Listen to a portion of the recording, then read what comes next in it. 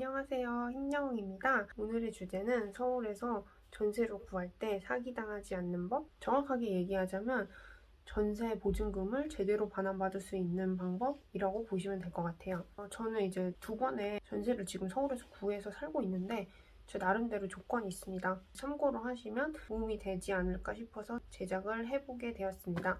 첫 번째는 신축 빌라는 무조건 피해라 라고 말씀을 드리고 싶어요.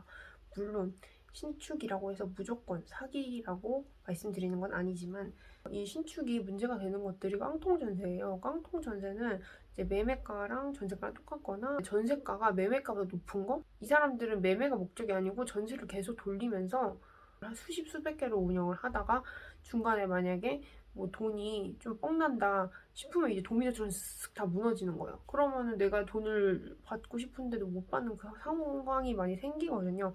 그래서 신축은 저는 가급적이면 무조건 피하라고 말씀드리고 싶어요. 위험 부담이 너무 높습니다.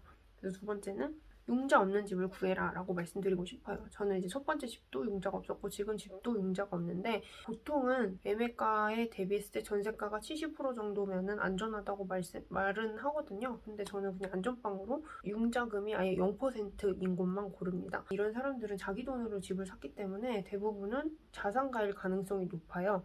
실제로 저는 저번에 구했을 때 그 집주인은 스스로가 중개사를 하면서 집을 전세를 주는 사람이었고 지금 집주인 또한 고급 아파트에 살고 있기 때문에 이런 사람들은 돈을 반환을 하는데 문제가 없다고 판단을 하는 거죠. 그리고 저도 청년 전세 대출로 이 집을 구했잖아요. 만약에 내가 90% 1억까지 받을 수 있는데 이 집에 빚이 있으면은 저는 그만큼 최대치를 받을 수가 없어요. 대출을 최대치로 받아서 전세를 얻고자 하시는 분들은 융자금이 가급적 없는 집을 구하는 게 유리하다고 볼 수 있어요. 그리고 세 번째는 원하는 조건을 먼저 제시를 해라 라고 말씀을 드리고 싶은데 이거는 사실 사기라기보다는 나중에 좀 분쟁을 생기는 것을 미연에 방지하는 거라고 보시면 돼요. 뭐 주차 가능 여부가 있거나 아니면 반려동물 키울 수 있냐? 대출 가능 여부? 계약기간 조율하는 거? 청소를 하거나 이런 것도 다 포함이 되는 거예요. 사소한 것까지. 강아지를 키운다고 미리 이제 합의를 해서 들어왔는데 만약에 된다고 했다가 나중에 딴소리를 하는 거죠. 구두로만 얘기하고 그 계약서에 작성된 거 없지 않았느냐? 난 처음 들어본다라고 하면서 뭐 그런 몰상식한 주인들도 있고 이건 좀 월세에서 많이 발생하는 거긴 한데 청소를 안 시켜줬으면서 입주할 때는 퇴거할 때는 청소비 내고 나가라. 보증금에서 청소비 빼고 주겠다 이런 사람들도 많아요. 계약금 작성할 때 특약에다 다 적으시는 게 훨씬 편하신 거죠. 계약서로 다 되어 있기 때문에 집주인이 딴소리를 할 수가 없습니다. 네 번째는 입주하는 건물과 주변에 그 건물들의 매매가와 전세가 시세를 알아보라고 미리 말씀을 드리고 싶어요. 거래가 어느 정도 이루어지는 동네여야지 내가 나갈 때도 그 세입자를 구하기가 편하단 말이에요. 만기 날이 되면 무조건 반환을 해주는 게 맞거든요. 근데 그 집주인들이 나한테 지금 받은 돈을 2년 동안 통장에 넣고 있는 게 아니에요. 보통은 다른 데다 쓴단 말이에요.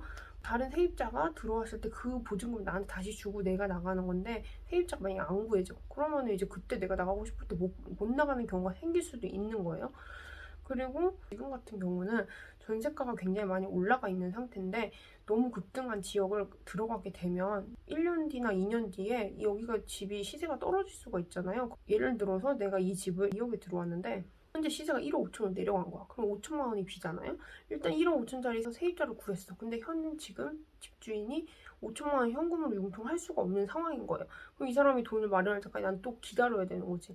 이런 상황들이 발생을 할 수가 있기 때문에 시세를 미리 좀 알아보는 것도 저는 중요하다고 생각을 해요. 저는 실제로 이 집을 들어갔을 때 보통은 시세가 한 1억 5천, 1억 6천 이 정도로 거래가 됐더라고요. 그래서 저는 그거 보고도 선택한 것도 있어요.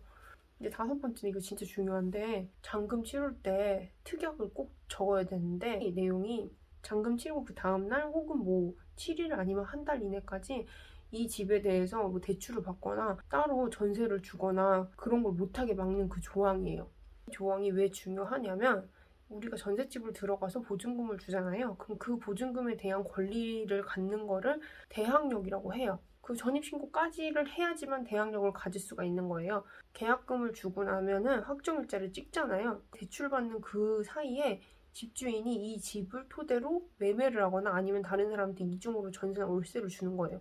근데 그거를 내가 알 수가 없어요. 그러면 난 그것도 모르고 잔금일에 돈 다 지불을 하는 거야. 나갈 때는 이제 내가 되게 복잡하게 되는 거죠. 꼭 신축이 아니더라도 이게 그 오래된 구축 빌라도 이런 식으로 사기를 치는 사람들이 있기 때문에 계약을 하러 갔을 때 특약사항에다 반드시 적으시면은 이런 일을 미연에 방지할 수가 있어요.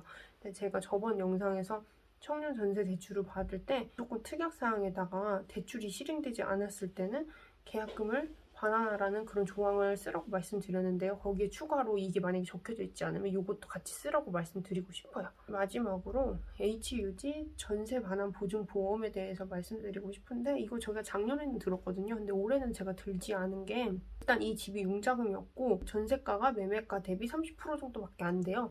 경매를 넘어가는 일이 없고 이 가격으로 매매될 일도 없어서 저는 굳이 들지 않고 있는데 불안하다 싶으면은 들으면 될 것 같아요. 필수는 아니에요. 근데 본인의 상황에 따라서 이건 선택을 하시면 됩니다.